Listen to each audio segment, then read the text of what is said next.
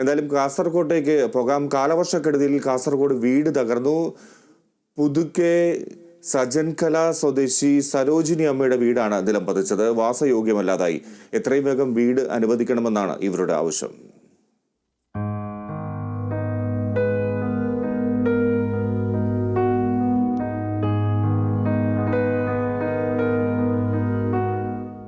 കഴിഞ്ഞ വർഷം വീടിന് കേടുപാടുകൾ സംഭവിച്ചിരുന്നുവെങ്കിലും ഈ മഴക്കാലത്ത് വീട് പൂർണ്ണമായും തകരുകയായിരുന്നു.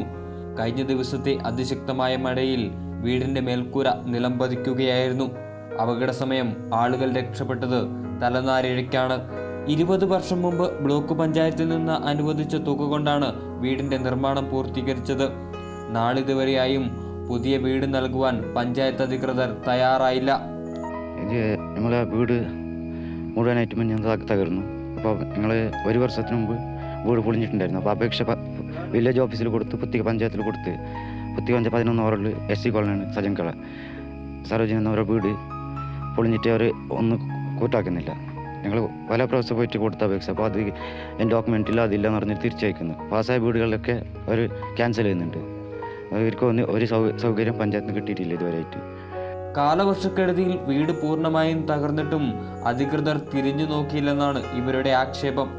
സേവരത്തിൽ അവരെ വന്നിട്ട് വിളിച്ചിട്ടുണ്ടായിരുന്നു. അപ്പോൾ അവർ വിളിച്ച പിന്നെ മെമ്പർ വന്നിട്ട് ഞങ്ങളെ വാർഡ് മെമ്പർ വന്ന് നോക്കിയിട്ട് ഇന്ന് പഞ്ചായത്തുകാർ ഇന്ന് വന്നതാണ്. വിളിച്ചിട്ട് കുറേ ദിവസമായി അവർക്ക് അപേക്ഷ കൊടുത്തിട്ട് ഇതുവരെ ഒരു സൗകര്യം അവർ കൊടുക്കുന്നതായിട്ട് ഞങ്ങൾ കാണുന്നില്ല. അപ്പോൾ എന്തായാലും ഇപ്പോൾ ഒരു വീട് എന്തായാലും കിട്ടണമെന്ന് പറഞ്ഞിട്ടാണ് ഞങ്ങൾ ഉദ്ദേശിക്കുന്നുള്ളൂ. നിലവിൽ സരോജിനി അമ്മ മകളുടെ വീട്ടിലാണ് താമസിക്കുന്നത്. വീട് എത്രയും വേഗം വാസയോഗ്യമാക്കാൻ അടിയന്തര സഹായം നൽകണമെന്നാണ് ആവശ്യപ്പെടുന്നത്. Joseph Augustine, Kerala vision news, Kasaragod.